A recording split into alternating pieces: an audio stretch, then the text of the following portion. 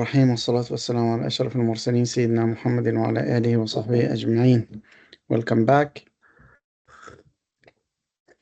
وأهلا وسهلا بكم في هذا اللقاء الجديد، درس جديد في اللغة العربية. I'm sharing my screen. What does the jadid mean? جديد. Okay, who tells Kareem what is the meaning of جديد? New. New. That's right. جديد means new. جديد.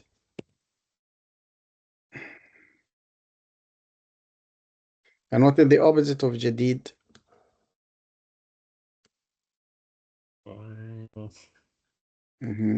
Qadim.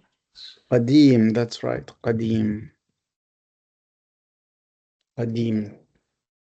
So جديد and قديم. Sometimes we use for جديد also حديث. Something that is حديث, which means it is modern. Okay. And قديم means old. So modern versus old, or new versus old.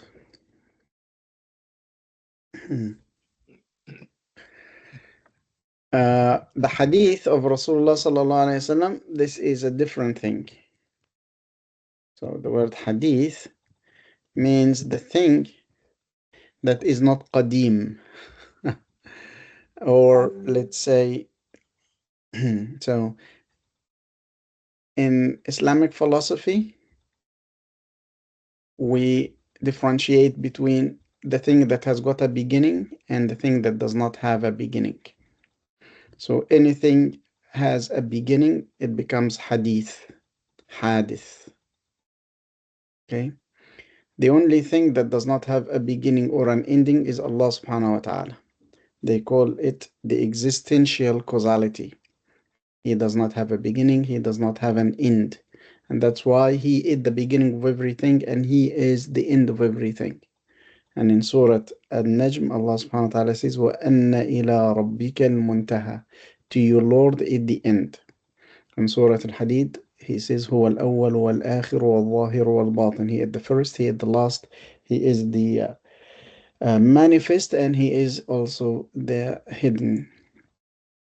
So the Quran is described as the speech of Allah, the words of Allah. So the Quran is described as Qadim.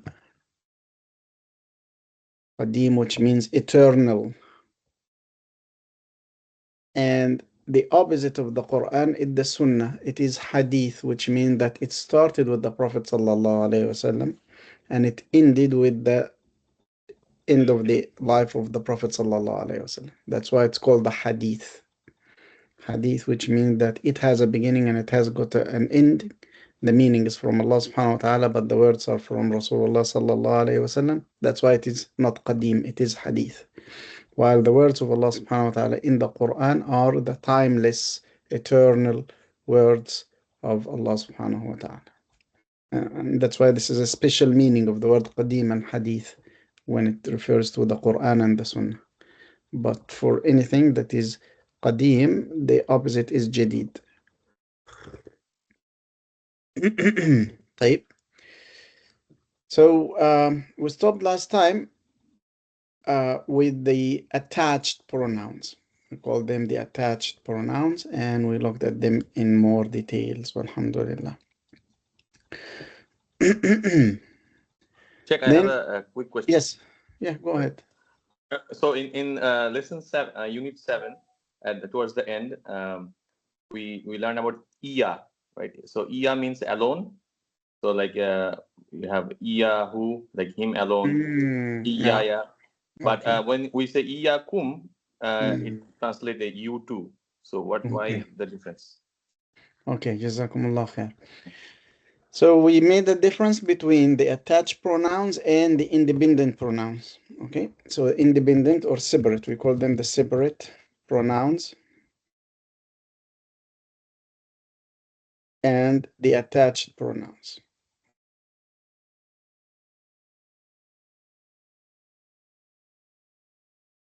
So separate, this means that they can stand alone, like huwa, hiya,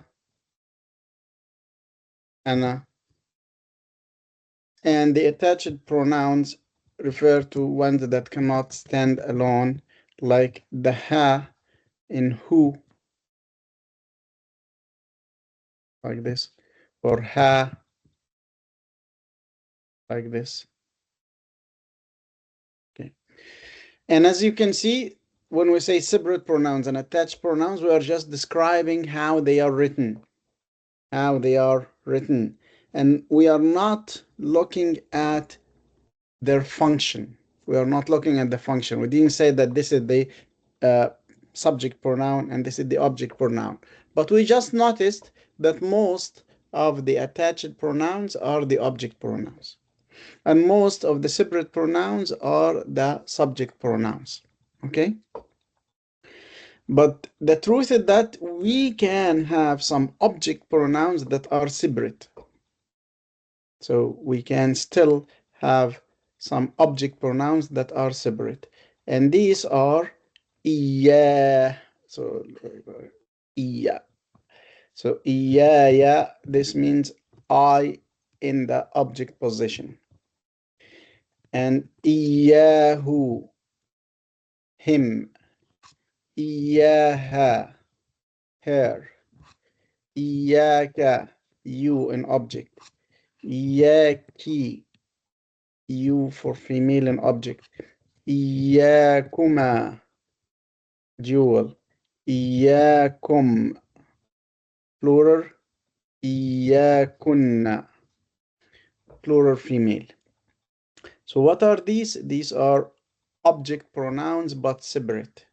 And they are rarely used. And they are only used when we have to focus on the object. So we have in the Quran, Allah subhanahu wa ta'ala says in Surah Al-Fatiha, إِيَّاكَ نَعْبُدُ وَإِيَّاكَ نَسْتَعِينُ. إِيَّاكَ نَعْبُدُ وَإِيَّاكَ نَسْتَعِينُ. Right? So this sentence in a normal like wording or word order would have been نعبدك ونستعينك. So نعبدك, this kaf means you. We worship you. نعبدك. This noon means we. And عبد is the verb. So نعبدك, we worship you. But because this is the Fatiha, this is the opening chapter of the Quran, and this is a supplication to Allah subhanahu wa ta'ala, more important than stating that we worship, more important is to focalize who we worship, whom we worship. So we start with the object. So that's why the English translation goes, you only do we worship. So it is not we worship you only, it is you only we do worship.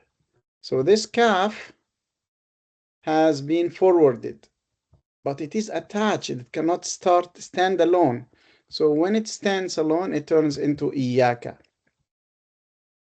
So this iyaka is the separate form of the kaf.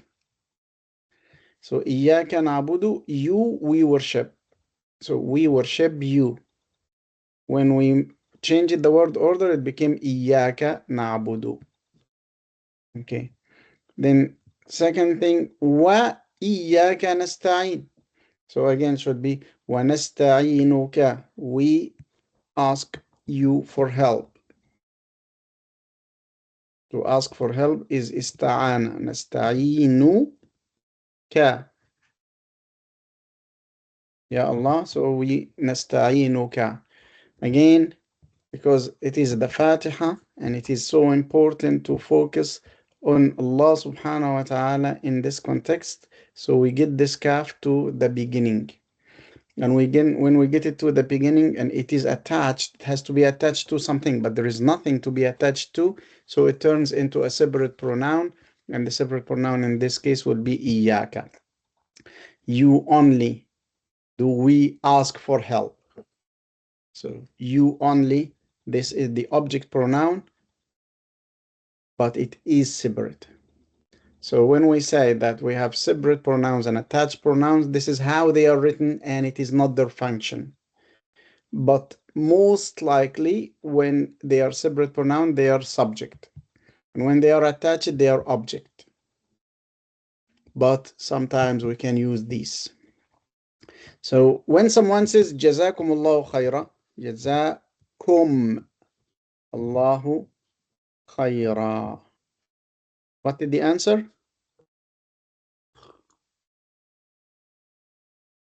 وإياكم. وإياكم. We say وإياكم. وإياكم is when there is more people, right? It's plural. No, it can also be for the singular out of respect. So you don't have to say وإياك only. You can say also وإياكم for a singular. Out of respect, we use the plural. And when you say جزاكم الله خيرا, you can say it also to a singular or to a plural. So here, brother. عليكم السلام ورحمة الله وبركاته, Sister Afia. Sorry for being late. I was in the open house. MashaAllah, may Allah accept your good deeds. Yeah, my manager came and one of my students came. Allahu Akbar. And Brother Ahmed spent a good time with my manager. Inshallah. MashaAllah, may Allah guide him to Islam. Ya Rab. Jazakumullah khair. So we are saying. Check you are recording, right, brother? Yeah, we are recording, so don't Thank worry. you very much. So when we say Jazakumullahu khaira, Jaza means give as a reward. Okay, reward. And this kum means you plural in the object. Allahu, this is the subject. Allahu khaira, good. So this means may Allah reward you good. Okay. May Allah reward you good. Or Allah rewards you good. So you here in the object. Let's write it. May Allah reward you good. Jazakum means reward. Jaza only. So the verb is jaza. Yeah. And this kum means you. Yes, pronoun. Yeah. Yeah. So jaza here is the verb. And you is the object. And Allahu here is Allahu. And good. Okay, good. This is khaira. And the expression in English may, this is for supplication. So we don't have equivalent for that in Arabic because we just use the verb to show that this is dua. So we say that Jazakumullahu khaira is reward you. So who is the subject in this sentence? Who will reward? Is it Allah. the word Allah? Yeah, Allahu is the one who will reward. And who is the object? You. You. So the word you is the object. Okay, excellent. So when you answer this or you reply to this, you can say wajazakum. You can say wajazakum, which means and may he reward you too. Wajazakum. So jazakum wajazakum. Jazakum Allah khaira wajazakum, which means reward you too. Okay, wajazakum. So this wa means too. But sometimes you can get it shorter than this, and then you remove the whole verb. So what you are left with is wakum, and you. But you know that kum cannot stand alone. Kum cannot stand alone because it is attached. And now because there is nothing to be attached to, it has to transform into iyakum. Like we said with إياك نعبد, إياك is a transformation of نعبدك. The kaf here turned into إياك. And here the kaf for kum will turn into إياكم because there is nothing left to be attached to as a kaf. Okay? Okay. Bismillah. So this explains to you why we use وإياكم when someone says جزاكم الله خيرا وسي وإياكم, جزاك الله خيرا وسي وإياك, جزاك الله خيرا وسي وإياكي. So why is it وإياكي? Because in English it says you too, but this you is in the object position. And because it is in the object position, the default is to get the object position attached, but there is nothing to be attached to. So we use it as separate. And this is why, yes. Dr. Antar, what does, if you just have to look at the word iya, what does iya mean? Iya. So iya doesn't stand alone, and it means the self. So the very thing. So we say iyak, which means yourself. Iyaya means myself. Okay. Iyahu means himself. So it is part of this structure. Iyaya means me or myself. In the Quran, we have Iyaka na'budu. We have seen it. We have also Iyahu. Let's see where we can find Iyahu. Bismillah. Assalamu alaikum, Sister Mimi. Are you here? Bismillahirrahmanirrahim. Okay, so I'm sharing the screen again. Bismillah.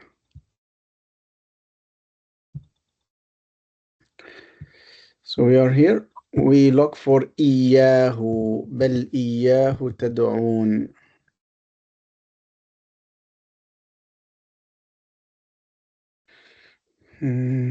وقضى ربك ألا تعبدوا إلا إياه وبالوالدين إحسانا in سورة الإسراء. Okay, so here وقضى ربك ألا تعبدوا إلا إياه. So your Lord, ربك, your Lord decreed that you do not worship except him. Except him. So why him is here iyahu? Because there is no verb to be attached to. Okay, there is no verb to be attached to. So your Lord, this kaf is attached to the word rabbuka, your Lord. So Dr. Antar, another way to say that would be وقضى ربك الله تعبدوه. Excellent, mashallah. وقضى ربك. Yeah. So we drop this Allah and then illa, because he says your Lord prescribed. إلا تعبدوه. Yeah, that's right. That's right. So he says your Lord decreed that you do not worship except him. So if you are going to get him directly, you say your Lord decreed that you worship him. So you drop Allah and illa. So وَقَضَى رَبُّكَ أَن تَعْبُدُوهُ. Or you can say except إلا تعبدوه. Except. Yeah, it can work, like your Lord decreed that you. I mean, Except, you need no, to it doesn't work. you need It to doesn't get work. negation. Yeah, you need to get negation in order to get the exception. So if you say Allah, you have to say illa after that. If you drop illa, then this also has to change into an, which means two. So your Lord decreed to worship him. تعبدوه. قضى ربك أن تعبدوه. So we have in the Quran تعبدوه. we have instances of the expression تعبدوه.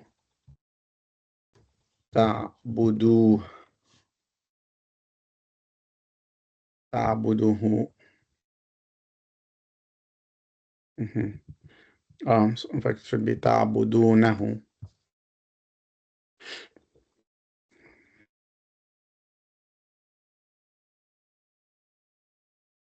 No, الرئيس يعبدونه ولا يشركون به شيئا.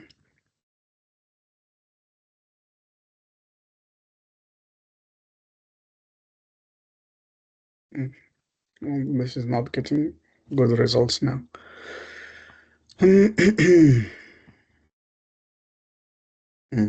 We have, in fact, we have يعبدونني. Yes, يعبدونني ولا يشركون بي شيئا. Okay. وعد الله الذين آمنوا وعملوا الصالحات ليستخلفنهم في الأرض كما استخلف الذين من قبلهم وليمكنن لهم دينهم الذي ارتضى لهم وليبدلنهم من بعد خوفهم أمنا يعبدونني. So they worship me. They worship me. Where is me? This is ya. This ni at the end means me. And يعبدون mean they worship me. So these are examples where we can see that sometimes the object pronouns can be separate. But once they are separate, they are not attached to anything. And most likely they will come at the front part of the sentence. طيب. I hope this answered your question, brother. Yes. جزاكم إن شاء الله سيدي. Now we come to the propositions. And with the propositions, this is what Sister Zuhra was referring to.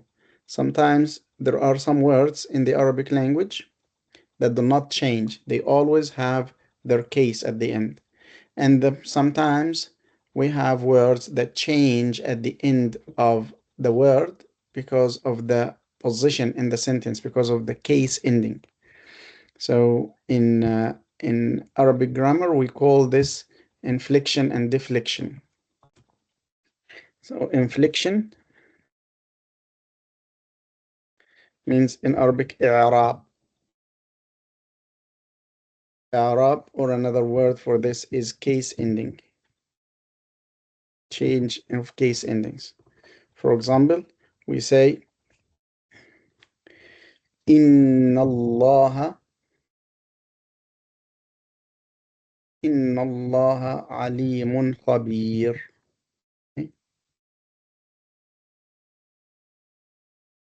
Inna Allah alimun khabir.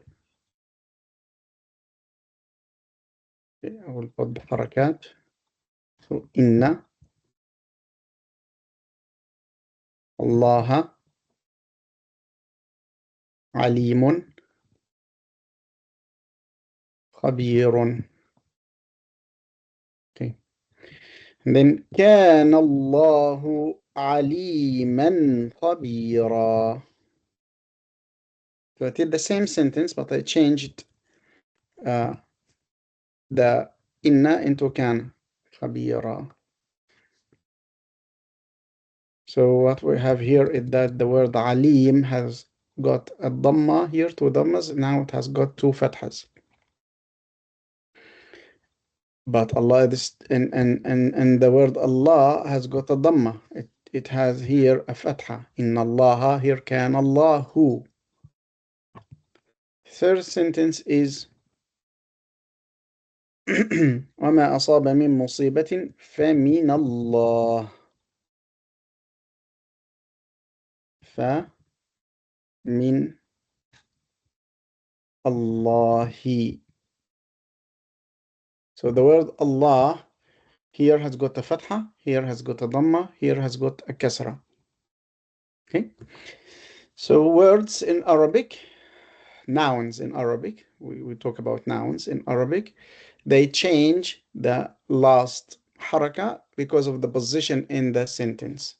So with this fatha, the word Allah, in what case is it? Is it nominative, accusative, or genitive?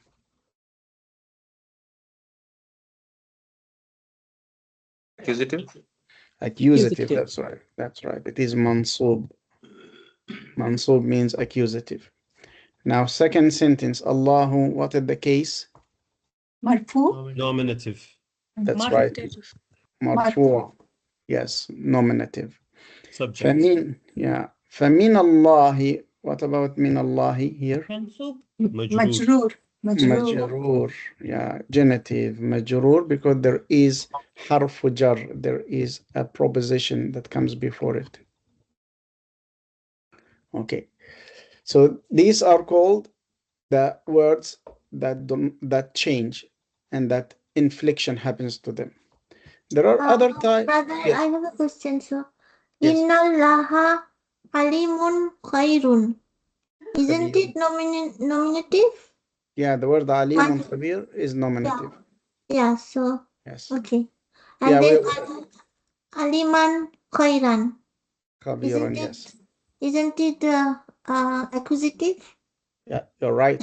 But Allahu is marfu. Okay. Yeah, got so the question was about the word Allah in each one of it. them. Okay. So there are other types of words that have deflection. And deflection means no change. So no matter what or where they come in the sentence, they will not change. They will not change their pronunciation. Okay. Examples of these, and they are very few in Arabic language, but it is important to know about them. These include the prepositions themselves. So the prepositions will always have got their pronunciation. So min means from. Okay.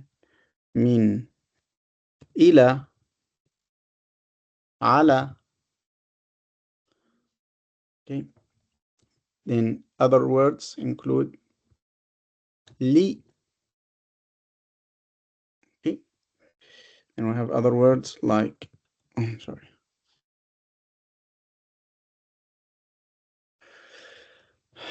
Hatta, which means until. Meta, which means when, and this is a question word, so all question words. Aina, and then we have words like kaifa, how, so question words. They do not change. Proposition, they do not change. Propositions, pronouns, huwa, they do not change. Hiya, they do not change. Okay, ana does not change, whether you, let's say, yeah, it will change into another pronoun, but the pronunciation of the word will not change. Okay, so let's get the pronouns away now. Dr. Antal, could you also write the English for min, ila, ala? Yeah, no problem. Inshallah. So min is a proposition. So we have min. All of them, when you stop, you pronounce it with a sukun. But if you continue, it will have a haraka, but this haraka will not change. So mina. And then ila. Min means from. Ila means to. Ala means on. Li means to. Hatta means until. Mata means when. Aina means where. Kaifa means how. Okay. So these are some examples of words that do not change. There are other categories of words that do not change. Inshallah, we'll come across them when we study in more details on that. So as we are talking about the prepositions here, we remember that the prepositions sometimes can be full words like these ones, min, ila, ala, and sometimes they can be letters that are attached, like li and bi. Okay. لله, لمن, للناس, بي like بقلب, بالقلم, بسم الله, للرسول, لي, لكم, له, لها. So this lam is attached to the noun after it. Okay, so for the propositions, we have some propositions that are attached, like the lam.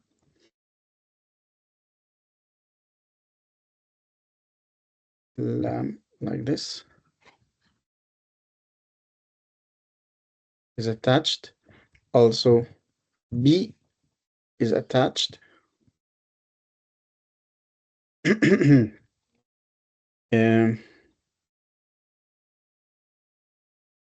And sometimes also the kaf, which means like, is also attached.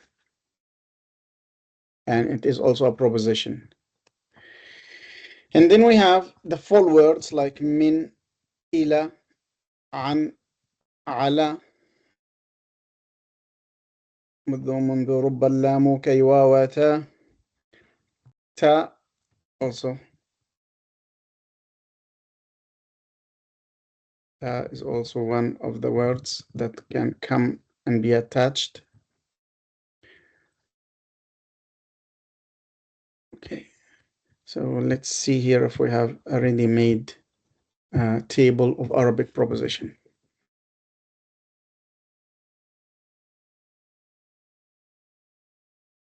This will save us time. Okay, so we'll use this one. Oh, let's see, get this, all of these. These are good.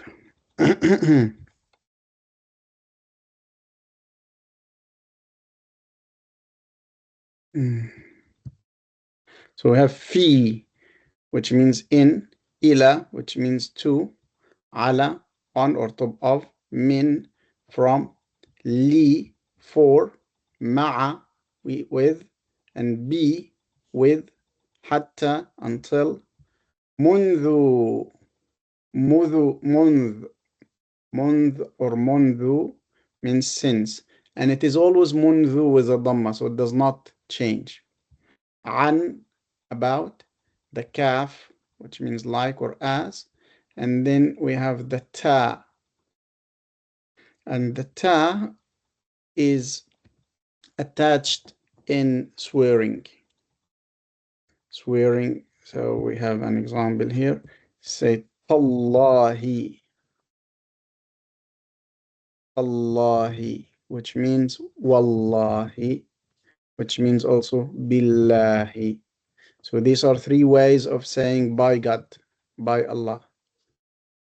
You can use the wow, and it will be a proposition at this case, denoting swearing. Billahi is also a proposition, which is also taking an oath or swearing. And Tallahi, which is with the ta, and it also means by God, by Allah. Some people, especially from Sham, when they get really angry, they will say Wallahi, Tallahi, Billahi. So they use all of them at the same time in the sentence. And in the Quran, we have examples of all the three, right?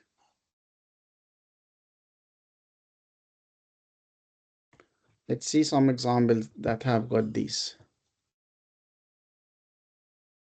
So you may be familiar with Wallahi or Billahi. Wallahi may be something jadid for you, new. So Wallahi. Okay.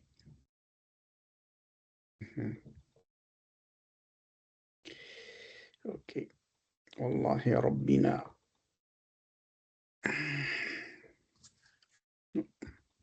So this one.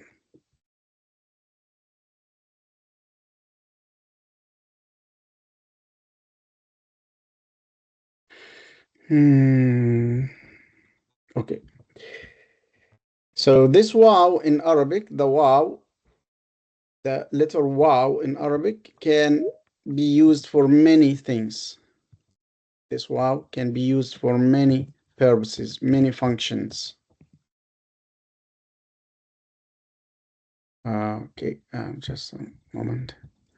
There is one. Bismillah.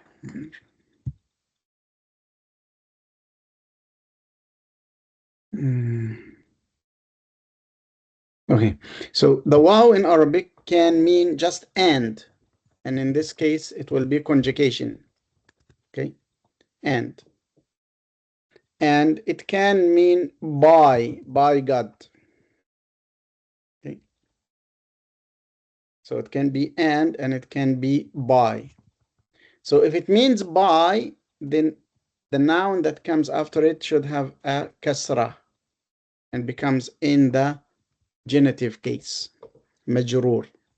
If it means and, it doesn't have to be in the genitive case because this is just a conjugation.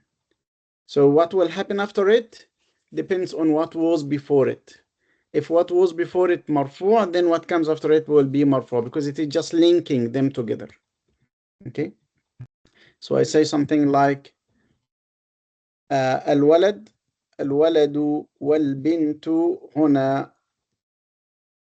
I say الولد والبنت هنا.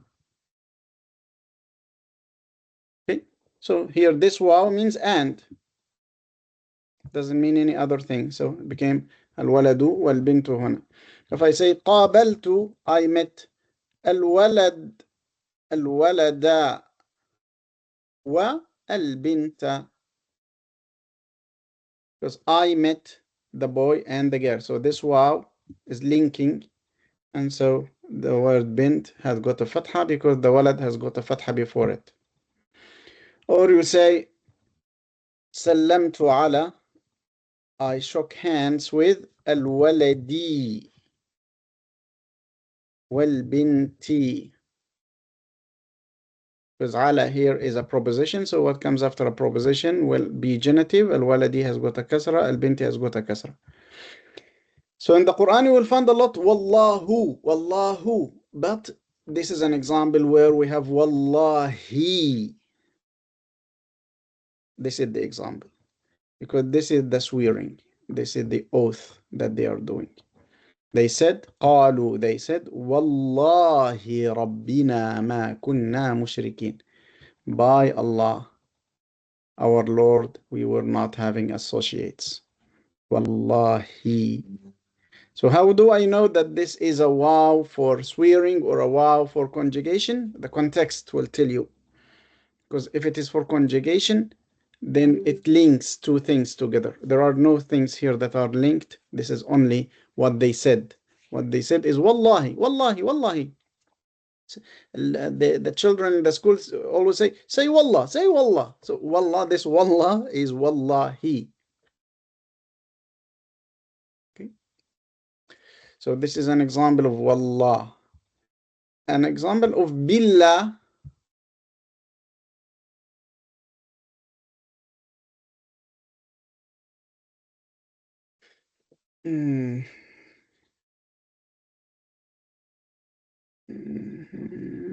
Is amantu billahi Yeah. example for billahi? Yeah.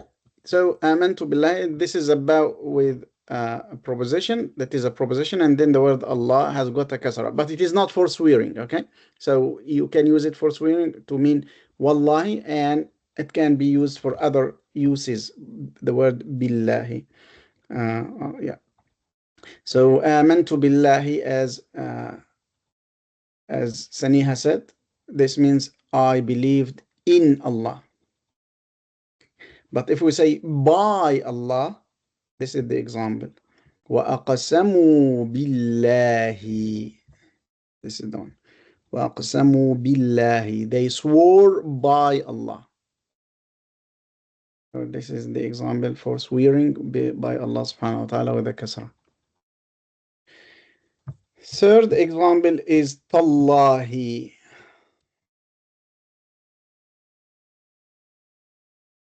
So in Surah Al-Nahl we have one, and Surah Yusuf we have Lots of. It is used 4 times in Surah Yusuf. Okay.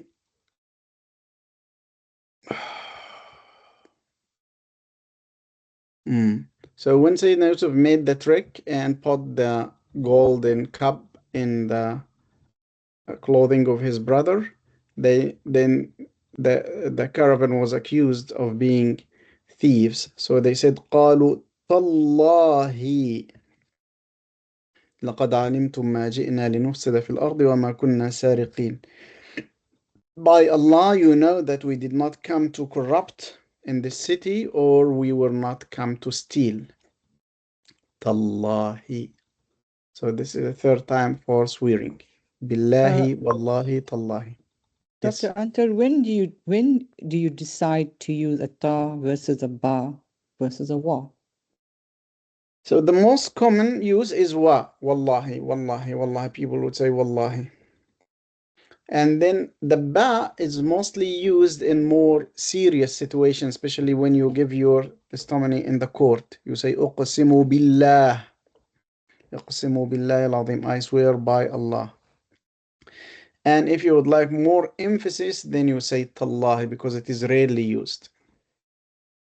So different tribes of the Arabs used these different ways, and the Quran was revealed using all their variations in the swearing. Dr. Anta, I Yes. have a question. So are these referred to as the haruf al-qasam, like those 3? Yeah, they are huruf al-qasam. Yeah, they are huruf al-qasam. So al-qasam is the function.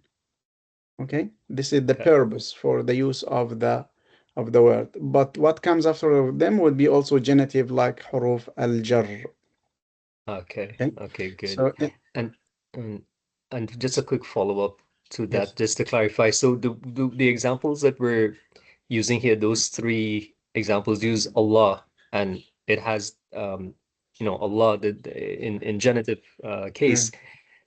Is it the same when we read like Surah Al-Shams or Surah Al-Layl, like Washamsi?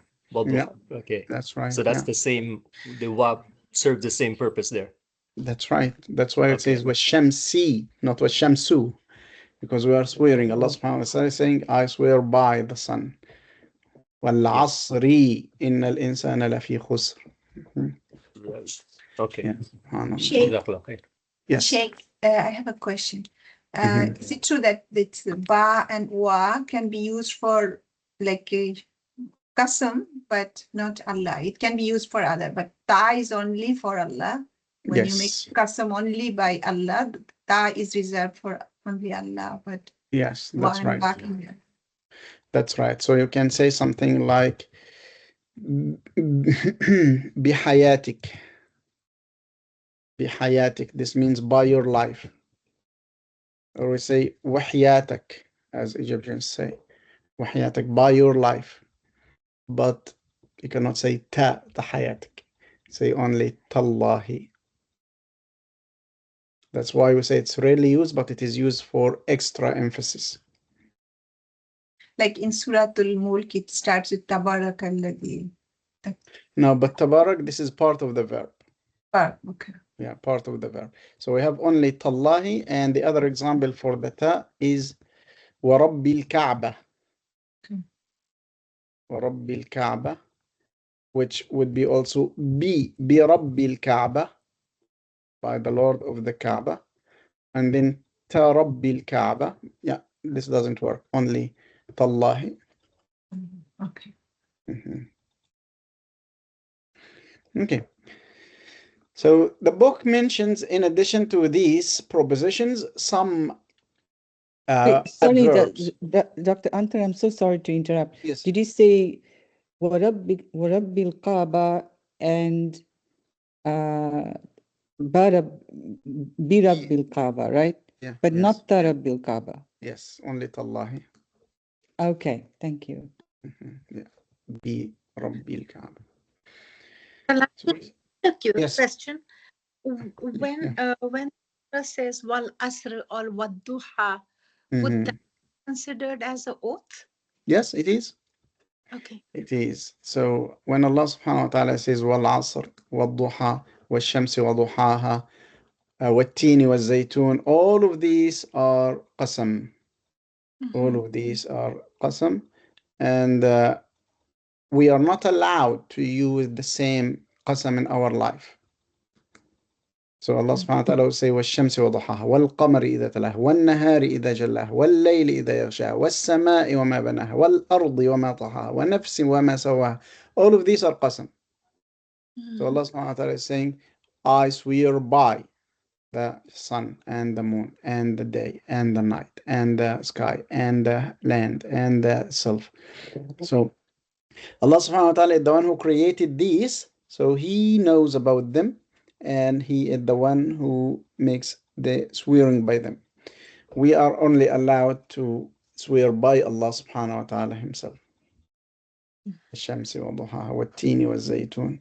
All of this we have the kasra because of this waw is waw al-qasam. وطور السينين وهذا البلد الأمين.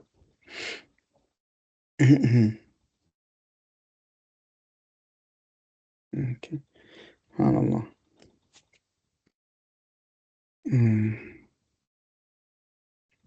Okay, SubhanAllah. والضحى والليل إذا سجى. Yes, here والضحى. Right? So the book gives us, in addition to the propositions, some adverbs. So we have the proposition في, مع, من, عن, على, and then we have the rest as adverbs. And they all also have deflection, which means that they do not change their pronunciation. So we have خلف, بعد. خلف means behind. بعد means after. قبل means before. Can بين. you share the screen, please, Dr. Anta? Is it not sharing? It's very small. You can't see a thing. Oh, okay. Can you see it now? Oh, maybe it was me. Sorry. Can you see, guys, this table? Yes, we can see. I can see it. Yes. Yes. Okay, so maybe you need to re-log in, Sister Jahan. Yeah, I got it now. Thank you. Yeah. So we say that this table, it is mentioned under propositions, but the fact that not all of them are propositions, some of them are adverbs of place and adverbs of time. So, for example, ila is a proposition. Okay, and sometimes it is linked to the words next to it. So ilayka, ilayhi, only when it is a pronoun. But for example, ila al-madrasa, no, we do not link them. Ila al-rajul, we do not link them. But ilayya, ilayhi, ilayka, we link them. Then ba'da, bayna, tahta, khalfa, عند, فوق, qabla, all of these are adverbs of place. So after, between, behind, against, not this one, above, فوق, before, qabla. Okay. But they have the same, they work in the same way, which means that what comes after them is in the genitive case. What comes after them would be majrur. All of them will have majrur. So when we start reciting the Quran, what do we say?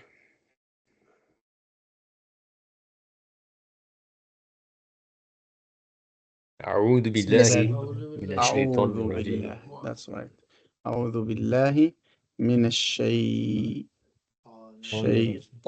الرجيم. How many propositions do we have here?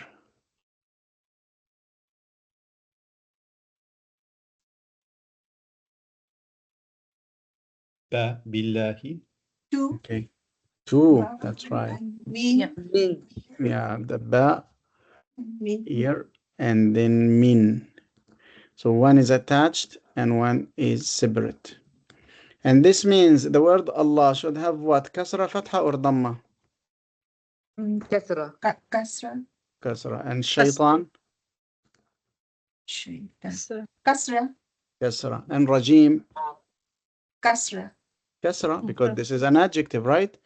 Yes. So then we have A'udhu has got a Dhamma, which means I seek refuge.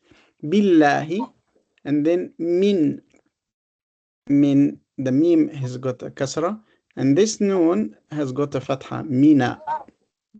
Mina Shaytan al-Rajim. This does not change because this is a proposition, deflection, mabni. So, أعوذ بالله من الشيطان الرجيم. Okay. Now, what comes after أعوذ بالله من الشيطان الرجيم? بسم الله الرحمن الرحيم. Do we have any propositions here? Yes, ba. Yeah. Yeah. In or with. With. The name. Yeah, that's right. And so this sm will have a kasra or a fatha or a dhamma. Kasra. Kasra. Bismi. And then Allah will have Kasra. kasra. And Ar-Rahman, Kasra. kasra. And Ar-Rahim, Kasra. Kasra. kasra. So all of these has got kasra because of the ba. Ba. Just this little ba made all of them has got a kasra. Bismi, in the name of. And we said of means that there is idafa. And what comes in idafa will also be genitive. So that's why the word Allah has got a kasra, because it is in the genitive in position. Idafa. And Ar-Rahman is adjective, so it follows. Ar-Rahmin is adjective, Ar-Rahim, so it follows. Bismillahir-Rahmanir-Rahim. Yes, Rozwana, go ahead. So in the previous slide number 52, you were saying kabaltu, and you were giving another example, one with one with B. I didn't understand this one. I understand this slide, but the one before I wasn't entirely sure. If you could just quickly go back. Yeah, no problem. So we say that the waw in Arabic, the letter waw, can be used as a proposition, but as a proposition that has got more than one function. One function is linking. Yeah, and when it is just and, it does nothing. What comes after it will agree with what is before it. Okay. But it can also be used as by in swearing. And in this case, what comes after it should be in genitive only. Like washamsi, wattini, wal-asri. Okay, got it. Because it is not linking anything, it is swearing. Okay, got it. Now I get it. Okay, so Bismillahir Rahmanir Rahim. Now, the beginning of Al-Fatiha. What is the beginning of Al-Fatiha? Alhamdu lillahi rabbil alameen. Do we have any propositions here? Li. Li, that's right. So this lam, okay. So the computer considers the word lillah as one full word. So this lam means to Allah. So the word Allah has got what? Kasra. Kasra. And Rabb? Kasra. Kasra. And Al-Alameen? Kasra. No. Alamina. Yes. Yeah. Okay. We'll see why. So Alhamdu, this is Dhamma, because this is the subject of the sentence, Alhamdu. And then Lillahi, because we have a proposition, so Allah has become was a kasra. Rabbi, this is a description, so sifa, an adjective, so it also has got a kasra. Al-Alamina, so Rabbil Alamina, the Lord of the world. So there is idafa. Yes, there is idafa, good. But the word Al-Alamina has got a ya noon at the end. Does this remind you of anything? If you have a ya noon at the end? Duals? No, plural. It's Plural, that's right. This is the plural. And if it is the plural, we no longer use the fatha, the dhamma, the kasra. Remember? We use another thing. What is that? We use either a waw noon or a ya noon. Yeah. So waw noon will be nominative. No. Ya noon will be accusative or genitive. Yes. So it is genitive, that's why we use the ya noon. So the Yeah. genitive marker here is the ya noon, not the kasra. Mm. So why did we put this fatha on the noon? It is always with the fatha because it is the plural. If it has got the kasra, it will be dual. Remember when we said muslimina and muslimayni. Mm. Muslimina and muslimayni. They look exactly the same, but the fact that with the harakat they are different. So muslimina.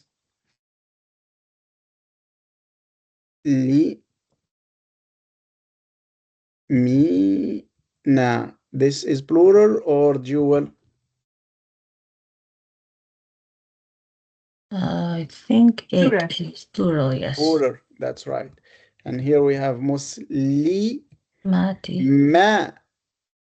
May. Dual. Maybe it's dual. Yeah, this is dual. That's right. So for the dual, the noon is always with a kasra. And it's genitive or this one will be accusative or genitive then, muslimaini? The ya will tell us whether it is genitive or if it is muslimuna, it will be nominative. For the dual, if it is muslimani, alif and noon, then it will be nominative. If it is a ya, so both of them are genitive or accusative here. Okay. So the nominative of this would be muslimuna. And the nominative of this would be muslimani. So muslimuna with a fatha on the noon, muslimani with a kasra under the noon. So always the noon has got a kasra, whether it is nominative, accusative, or genitive, the noon always will have a kasra because it is not a marker. The marker is the alif before it. Okay? The alif before it is the marker for the haraka or the case. Okay? That's why when we said Alhamdulillahi Rabbil Alameen, yes, it is in genitive, but the genitive marker for it is the ya noon, not the kasra. Alhamdulillahi Rabbil Alameen. Okay.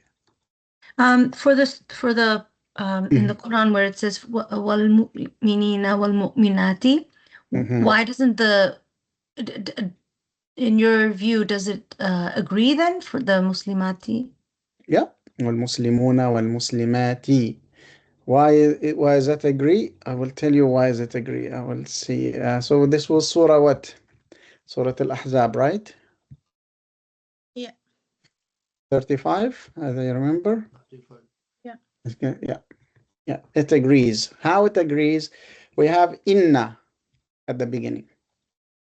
And we said that what comes after inna is what case? Qasra. No. What is the case? Is it genitive, accusative, or it is accusative? Accusative. It is mansub, so accusative.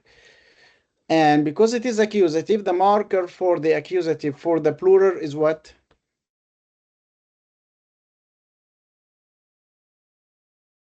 Fatha. Fatha. Now, for the plural, the marker. Plural. Yeah. Una, then ina. That's right. So it should be ina. This is what we have in innal muslimina. So this is accusative with the ya nun. Okay. Now for the female muslimat. The muslimat, remember that the muslimat have got different things. So muslimah, this is the singular. Muslimatun with two dhammas if it is nominative.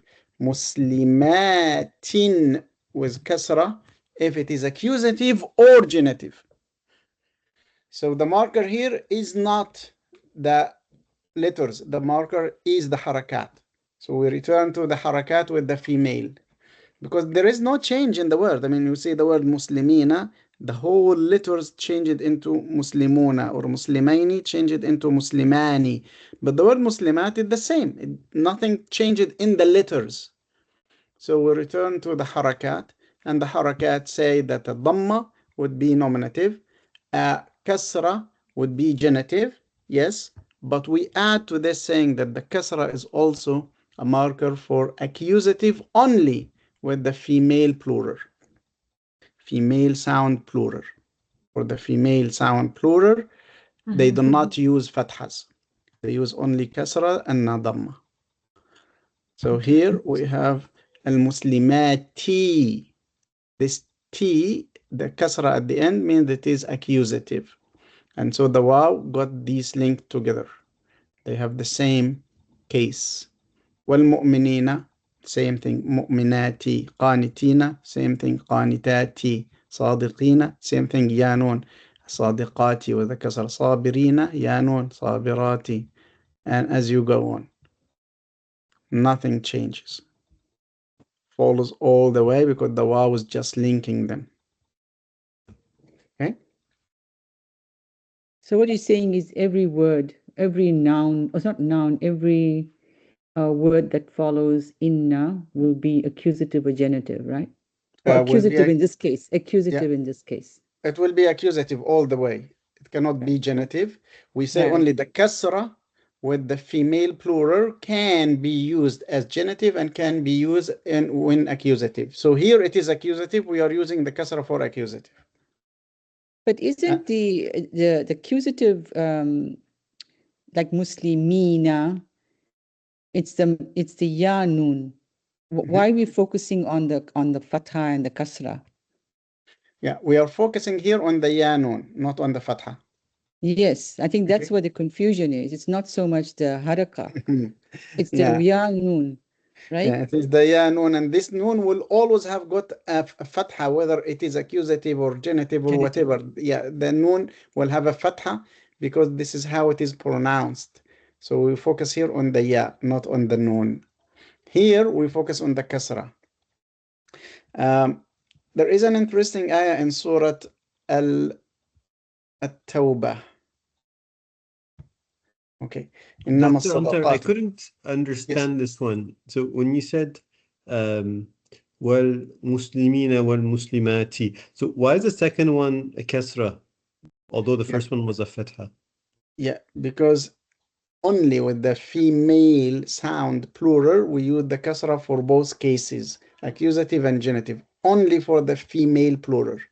For any other word, we use the kasra for genitive only and the fatha for accusative only. So this Brother Karim, I'll send you a, if you don't mind my cutting, I'll send you a table that will show you the female, the female version of Muslim, how the dual and the plural looks. So that'll help when you see it. It's hard when you see it in a sentence, I know. Yeah. Okay, so thank you. This is another ayah that may also explain this. And some even of the Arab students struggled with understanding why this happened. So Allah subhanahu wa ta'ala says, إِنَّمَا الصَّدَقَاتُ, so your zakah, لِلْفُقَرَاءِ. So this lam is a proposition. So Allah says, give the sadaqat, give the zakah to fuqara. Who are the fuqara? Beggars? Yeah, the poor. Poor. Faqir and fuqara. Okay, good. So because we have this lam, we expect what comes after the lam to be in what case? Genitive. Genitive. That's good. What is the default marker for genitive? Kasra. Kasra. Okay, so we have here the kasra. You see it? Okay, the kasra. Fuqara'i. And the waw is linking, right? So we have wal masakini. Okay, so we have a kasra and a kasra. Now this is a good agreement. Okay. Now look at this. Wal amilina. This looks different now. Al amilina have got a fatha. It's a female. It's plural. Because it's plural. Plural All male. these Is are plural male or plural yeah. female? Plural Plural male. male. Plural Oh, male. That's male. why. Okay, excellent. So all of the words that are mentioned here are plural. So فقراء, plural. مساكين, the needy. And then العاملين عليها, the workers to collect the zakah. And then the waw continues, المؤلفة, so we return back to the kasra again. So فقرائي with the kasra, مساكيني with the kasra, مؤلفتي with the kasra. Okay? And then وابني السبيلي with the kasra, وفي الرقاب with the kasra. Only these two words, العاملين والغارمين. Okay? Only these two words have got a fatha at the end. And we say yes, because these two words are sound male plural. And if they are sound male plural, we do not look at the fatha. We look at the ya nun. This ya nun makes it genitive. This ya nun makes it genitive. The question is, we have a ya nun here with al-masakin. So why didn't we say al-masakina? That's Right? exactly what I was thinking. Yeah, this is the trick. And this is what makes most of the students, if I ask, even the Arabs, they struggle with this one. Because simply the difference is here. What is the singular of the word al-amilina? Alim. Yeah, that's right. Amil. Amil. Okay, let's write this down. So we have two words here. Al-amilina, al-masakin.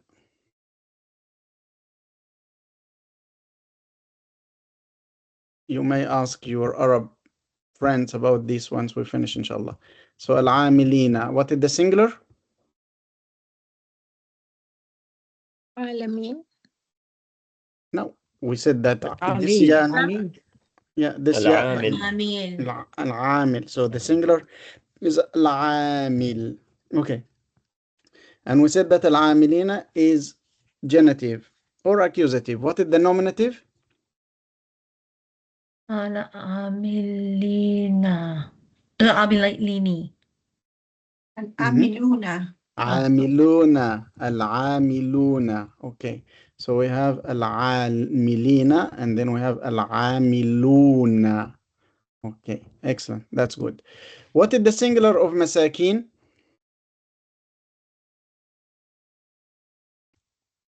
Miskin. Miskin. Okay, miskin. Good.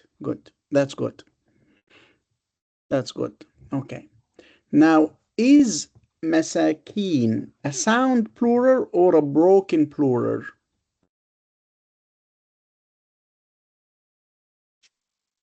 Broken. Broken, I think. It is broken. Why is it broken? Because look, when we looked at the singular of al-amilina, we removed the ya nun because the ya nun were added letters for the plural. But when we looked at the miskin, we did not remove the ya nun. The ya nun are original parts. Yeah, original part of the word. It is an original part of the singular. So the ya nun in the singular are original part. And we do not have a word in Arabic that is called masakuna. There is nothing called masakuna. So it's a different type of the plural.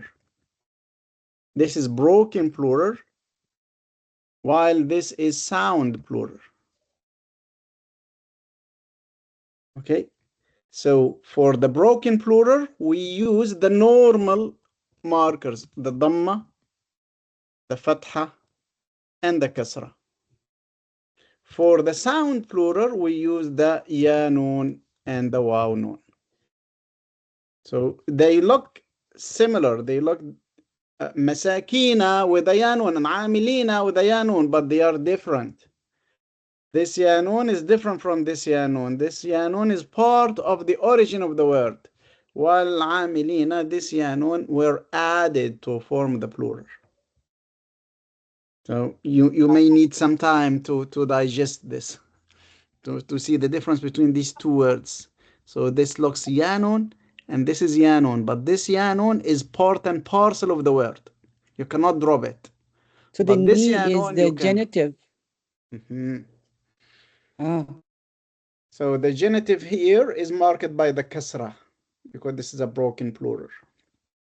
The genitive here is marked with the ya noon. Okay. So if you ask your friend why masakini with the kasra and amilina with a fatha, they would be really good if they note the difference. Yes, the sister or the brother who raised their hands. Don't What's see the hand. meaning of amilina? Amilina. We said the word amil means worker. Amila means to work. Amal means work. So al-amilina alayha, Allah subhanahu wa ta'ala is saying that zakah should be given to the poor, the needy, and part of it for the people who collect it. Amilina.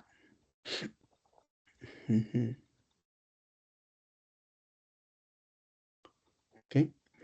So sometimes they look the same, but they are different.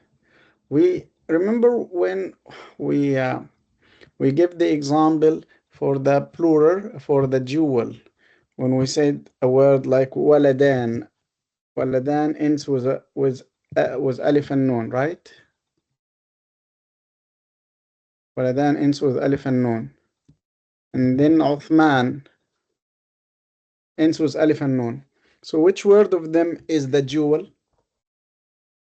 Waladan. Yeah. And what about Uthman? That's part of Proper his noun. name, part of the It's name. part of his name. If you drop the alif and nun here, you end with a walad. It makes sense. But if you drop the alif and nun from Uthman, you have atham, which doesn't mean anything. So not all alif and nun at the end are jewel. Sometimes it is part of the word. And this is also similar to English. You have a word like teacher ends with er, right? And river ends with er.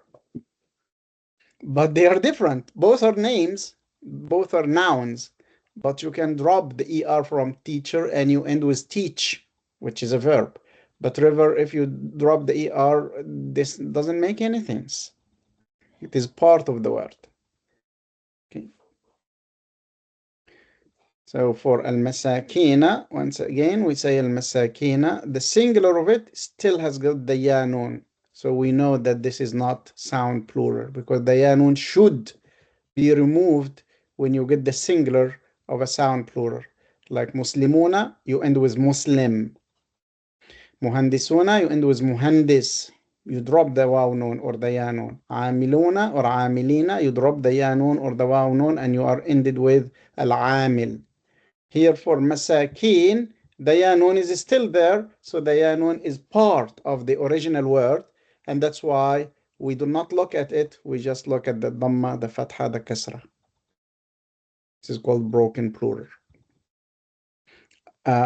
I know sometimes this is like heavy, but it needs time to think about it. Inshallah, it will make sense. Are we good? We have seen, alhamdulillah, examples from the Quran for this. We take a few minutes for break and then we talk about inna and idafa, and this will end the first part of the book. Inshallah, next week we will go to the second section of the book. And by the way, we have already talked about inna and we have already talked about idafa. We'll just like consolidate this, inshallah. Good. So we come after 10 minutes. Assalamu alaikum. Walaikum At assalam wa 3:30. We'll continue after 3:30, inshallah.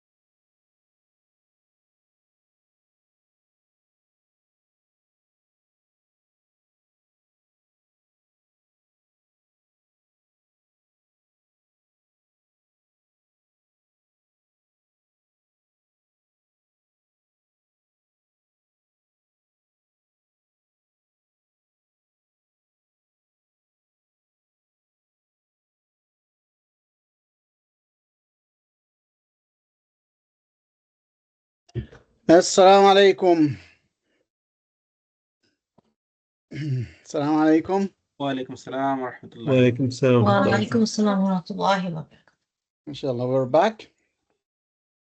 And inshallah, we continue to share the screen. Bismillahirrahmanirrahim. Inna. So we spent some good time in last week to speak about inna and the beauties of using inna in the Quran. So inna is called a particle. So we have seen that in language we can have nouns or Arabic ism. We can have verbs. This is in Arabic called fi'l. We can have pronouns. These are in Arabic called ضمير. We can have proposition.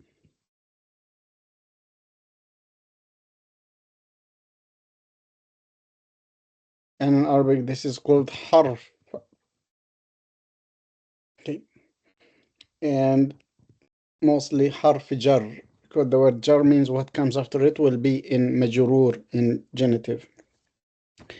And then we have particles. Particle in Arabic we call it adah.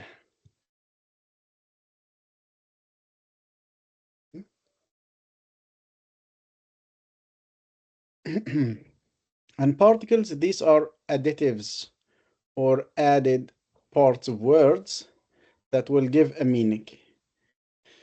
The most important among these include inna and include words like qad, laqad. You read this a lot in the Quran. لقد من الله على المؤمنين. قد أفلح المؤمنون. قد سمع الله قول التي تجادلك. So قد means already or verily. Inna means also for sure or verily. So these are called adawat or adah, particle. And we learn them because they have importance, because they are mentioned in the Quran many, many times, and because whatever comes after inna is always in the accusative case, mansub. Inna plus mansub. So the fact is that if we have a sentence of a subject and a predicate, like for example, al-bint jamila. So what is the meaning of al-bint jamila? Nice girl? No, this is a full sentence. Al-bint, so it has got alif and lam. The girl is nice. The girl is Jamila. That's right. The girl. The girl is beautiful. That's The girl right. is beautiful. The girl is beautiful. Okay. The girl is beautiful. And this cannot be the beautiful girl, right? Because if you say that beautiful girl, then this word beautiful is an adjective. And here, beautiful, Jamila, is not an adjective. We said that an adjective will have 100% agreement, and there is not 100% agreement. What's missing in Jamila? Al. Al, excellent. So they will say al-bintu. This is what we call subject or mubtada. And then jamilatun or jamila. This will be khabar or predicate, subject and predicate in English. Subject plus predicate. In Arabic, we call it mubtada plus khabar. And this gives us a complete nominal sentence. Complete nominal sentence. Okay. Al-bintu jamila. I think I saw a hand raised. So if you have questions, go ahead. Yes, that was me. Is there some form of table that would, like, we're seeing your screen now, but we don't have, I mean, I'm making my own notes, but is there a table that exists that says, you know, subject in English, but then gives the Arabic name for subject, just like you're doing now? And then giving example, I mean, we know what subjects are, but examples in the Arabic form? I will send you a table like this, but there is a book that I recommend you use as like your grammar reference book. I will also send it as a link for people to refer to, which has got all the grammar of Arabic, if you would like to refer to. Okay, جزاكم inshallah. So here is the sentence, البنت جميلة. البنت جميلة. Now, if I would like to say that the girl is really beautiful, so I add inna here. If I add inna here, this means truly or verily or surely the girl is beautiful. Then this has to change, and this becomes البنت. إن البنت جميلة. The second part does not change. إن البنت جميلة. And we have the examples here. إن الله غفور رحيم. إن الله غفور رحيم. Okay. And you have it a lot in the Quran. إن الله عليم حكيم. إن أرض الله واسعة. إن المنافقين لكاذبون. So always what comes after inna will be in the accusative case. Whether the marker of the accusative is a fatha, like here, or a ya nun, like here. So it is still accusative.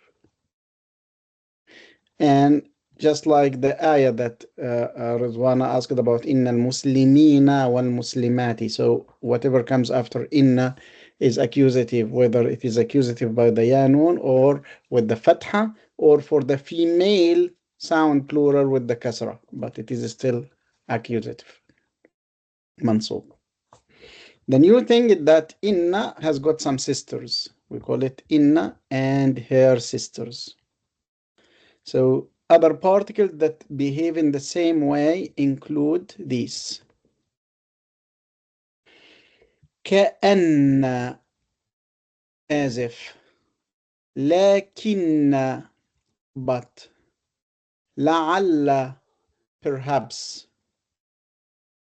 Anna, so we have seen inna with a hamza underneath the alif. Now this is her sister Anna with a hamza above the alif. So inna and its sister Anna. So inna means verily, surely, while Anna means that. That, okay? Okay, just a moment. So this is Anna. Yes, Zohra? Is Laita also a particle like Tina? Yeah, Right. it is one. Laita. It is another sister of Laita. Okay. yeah, of inna is Laita. So let's write them all. So here are the sisters of inna, and they behave in the same way. Inna, anna, la'alla, lakinna, ka'anna, layta. And layta, the last one, means I wish.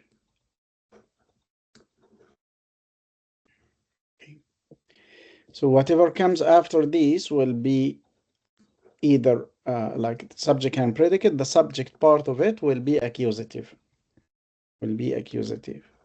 So here we have the examples. وأن الفضل بيد الله. So الفضل has got a fatha. ولعل الساعة قريب is a fatha. So وأن الفضل بيد الله, and that all grace is in God's hand. So that, أن here means that.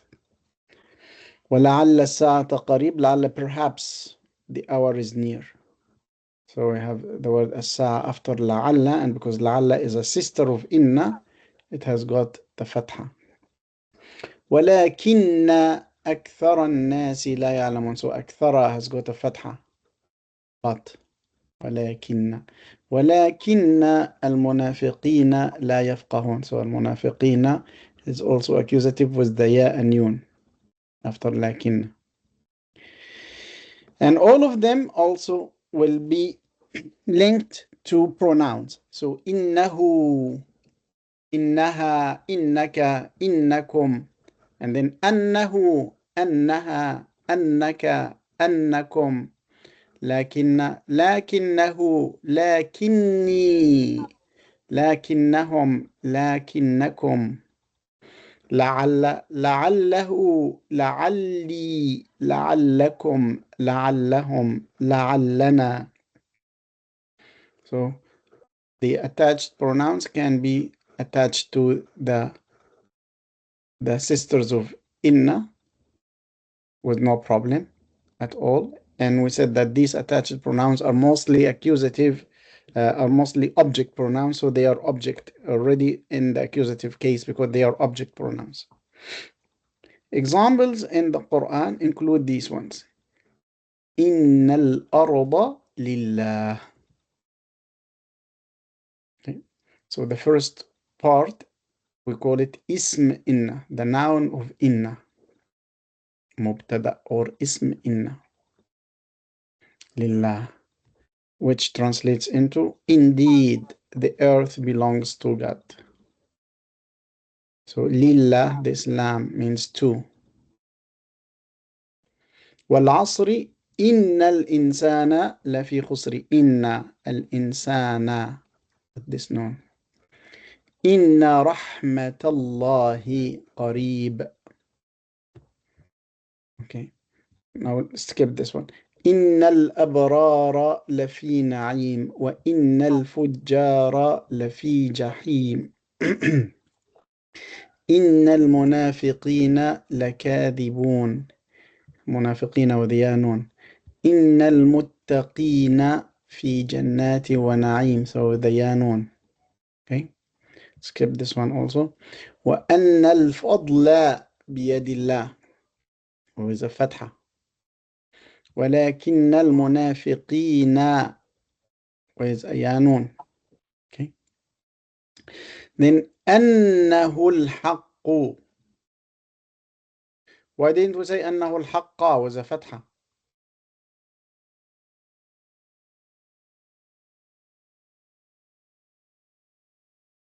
No. Who will answer this?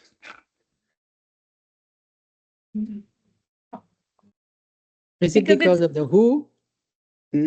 That's right, because al-haqqa is not what comes after inna. What comes after inna is this who. So who is already in the accusative case because it is an object pronoun. This is the second part. This is the predicate. And the predicate is having a dhamma. Okay. So this is not the word that comes after inna. The word that comes after inna is the ha here. لعل الساعة قريب. And then إن الله على كل شيء قدير ولكن الله ذو فضل على العالمين. Yes, go ahead. Yeah. Oh, sorry, just by mistake. Yeah, no problem. Okay. So there are some that I skipped. There are some that I skipped here because let's come back to the sentence that we said here, that we stated. Al-bintu jamila. Inna al-binta jamila. Okay. So if we have another example, like al-bintu fi al-bayt. What does this mean?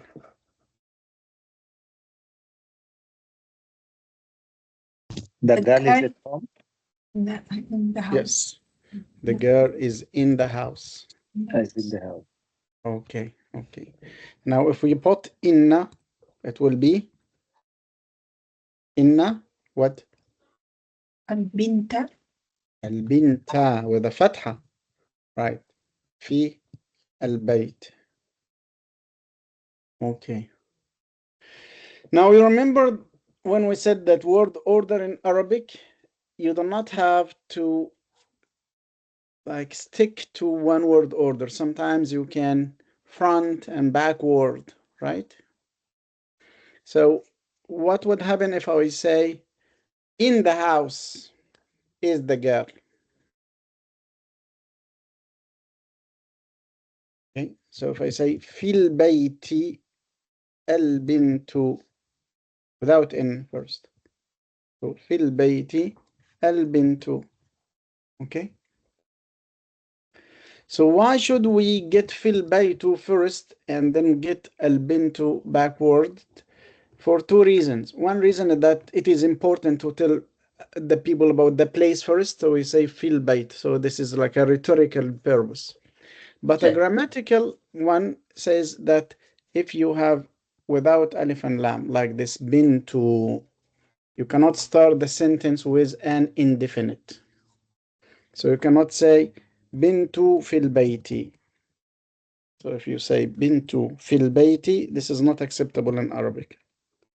It is not acceptable to start a sentence with indefinite. It should be definite. Bintu fil bayti, this is not acceptable. So what makes it acceptable? You get the bintu backwarded. So you take this part to the front and then you say fil bayti bintu. This makes sense in Arabic grammar. So think about this for some time. Someone raised their hand? Yes, I was just thinking because it's the nominal sentence, the subject mubtada always have to be marifa. This Yes. is the reason. Yeah, that's right. That's it. Okay. So in Arabic they say ولا يجوز الابتداء بالنكرة. You are not allowed to start a sentence with indefinite. You have to start with the definite. But what happens if I would like to talk about something that is indefinite? Then Arabs say make it to the end. Don't start with it. Get other parts of the sentence first and then put it. So when we said البنت في البيت, this is okay. If you don't have this alif and lam, this is a problem. But I would like to talk about a foreign girl that I don't know, some girl that I don't know. They say, okay, just keep it back. So say في البيت بنت. Idris, you wanted to say something? Yeah, I think you just answered the question because when we said fil bayti bintu, I'm thinking shouldn't that have been bintun? Yeah, bintun So with a tanween. With a okay, tanween. okay, so that clears it. Thank you. Yes. So will there be tanween or not? That's why I raised my hand. Will it become what? So will it be fi? Okay, in the last one that you have there, fi al baiti bintu. So basically, in English, we would say in my house Is a girl. Is a girl. Is Right. a girl. Yeah, and the difference between that one and the very first one, fi al baiti, and again in my house, is a girl. So what's the difference then? They are the same. They are the same. Just like rewrote it. But when Idris asked it, yeah, he said that it's better to put the tanween. No, I thought you put an al before that. Where did the al go? Okay. Yeah. So it was yeah. Let me show it what I did. So it was like this. البنت في البيت. Then I dropped the alif and lam. We said that does not work in Arabic. So we have to backward it. So it ended in this way. في البيت بنت. Okay. And in order to show that it is indefinite and we don't know who this is, we confirm this by the tanween. So we say bintun, because we said that tanween is used for indefiniteness. في البيت بنت. Okay. Now, if we would like to put inna, so this is the sentence here. في البيت بنت. If we would like to put inna, what happens is truly interesting. So which word will change into the accusative? في البيت or بنت?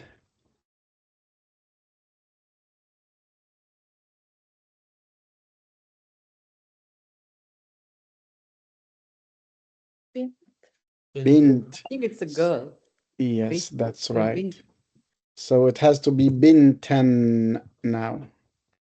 Bintan. إن في البيت bintan. Okay. So now we've seen that the not what comes after inna, but the noun that used to be at the beginning of the sentence is now backwarded, and it is the one that has got the two fathas. Okay. And the example that we skipped are just like this. Inna fi dhalika.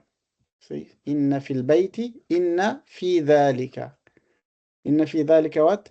La ayatan. So the word ayah is indefinite. It is not al-ayah, it's just ayah. And this lam, we talked about this lam last week. We said it is the slipping lam for emphasis. It slipped. La ayatan was a two fathas.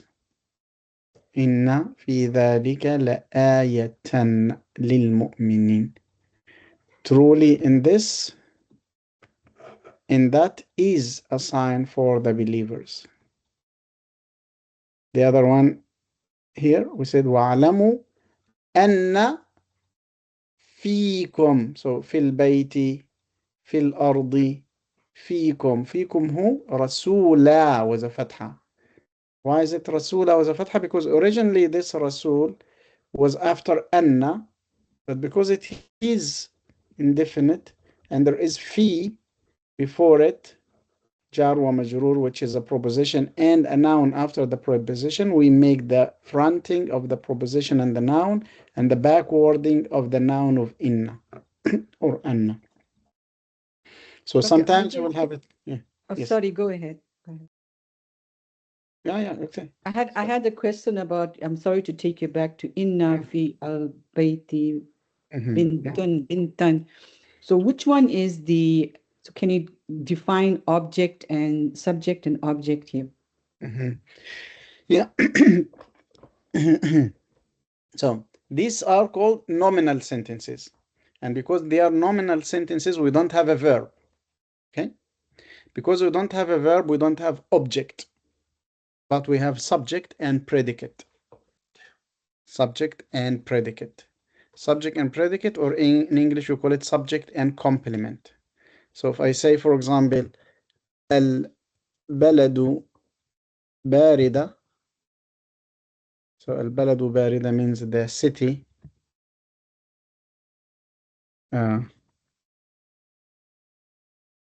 City is cold.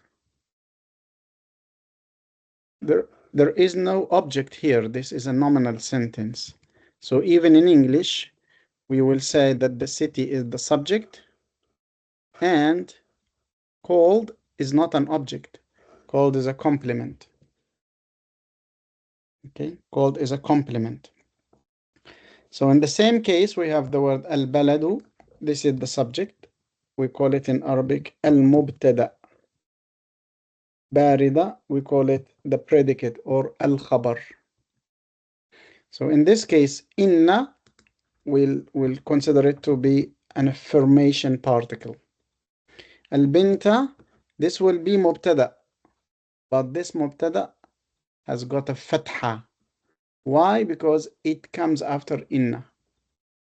Fi is a proposition. Al-bayti will have a kasra because now it is in the genitive position. Once we make the forwarding and the backwarding, we say again, inna is for emphasis. Fi is a proposition.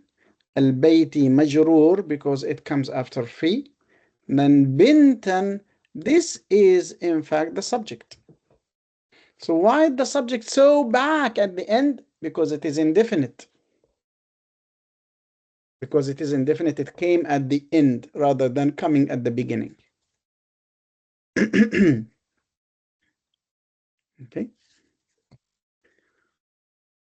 So it takes time to practice this, but just to note that sometimes when you say inna fi dhalika, then you expect that this would have fatha. So when you have a subject, I thought the subject usually has a dhamma. Yeah, it usually have a dhamma except when inna comes. When inna comes, it will have a fatha. Yeah, so I see why you said that the subject will always have a dhamma, because when we spoke about the cases, when we speak about the cases, we said that the word nominative means in the subject position, equal the subject position. And when we said accusative, we said that this equals the object position, right? Yes. And when we say genitive, we said that this equals the indirect object. And this was the only way to explain this to you in English terms. But the fact is that in Arabic, these refer to the position of words in sentences, sometimes in nominal sentences, sometimes in verbal sentences. Sometimes you will have a nominative word even if you have just one particle. So if you have a noun that is in the subject position, it will most likely be nominative. Why we say most likely? Because if there is inna, it will be accusative otherwise. We say that genitive is indirect object. Yes, an indirect object means that there is a proposition plus a noun. Yeah, but this is not the only way. You can also have genitive when it is an idafa. So it is not now an indirect object anymore. It is just an idafa, and it is still genitive. So these are just, let's say, 90% of the cases. Whenever you have a subject, it will be nominative. But 10% it can be otherwise if there are some other rules. And one of these rules is inna. If you have inna, then what comes after it will be mansoob, and the other part is marfu'. Okay. So this is the rule for inna. What comes after it would be mansoob, accusative. So I think we can stop here and we take the idafa part with the next class. And I will give you homework to practice finding inna and its sisters in the Quran. And all you have to do is to make a table. And in the table, you write, for example, that, let's see here, or draw here, or insert, in fact, a table, yes, a table like this, where you say something like, this is inna, and this is its name, or the mubtada, al-mubtada, that comes after inna, and this is the rest of the sentence, al-khabar. And here we have another sister of inna, like ka'anna, and here is another one like la'alla. And then here I give the example of the mubtada and the example of the khabar. At the end of the table, you can add a special case where you have inna, and then you have first al-khabar forwarded and al-mubtada backwarded, to see whether you can get examples like the ones here or not. Like, for example, here, إن في ذلك لآية أن فيكم رسول الله. So just changing the order. إن plus مبتدأ and خبر, or إن plus خبر and مبتدأ. Most likely because the مبتدأ is nakira, is indefinite, and the خبر is jar wa majrur, like a proposition and a noun. Yes, go ahead. What did mubtada and khabar mean? Subject and predicate. So remember this one. It said subject and predicate here. مبتدأ وخبر. So what I suggested that once we finish inshallah recording, when you have good time and you drink a good cup of tea or coffee, you review the video again, and then you may pause it to make your search in the Quran and to think more about it, and then you listen to it again, and then you do the homework. Because I know that it takes time for these things to rest, especially for the guys who are listening to this for the first time. For the older group, we have already covered this before. And I should know this, but where do I find your video? Is it under your name in YouTube? Yes. Okay. Just search up your name and we'll find this lecture. I always send you the link in the group. Oh, okay.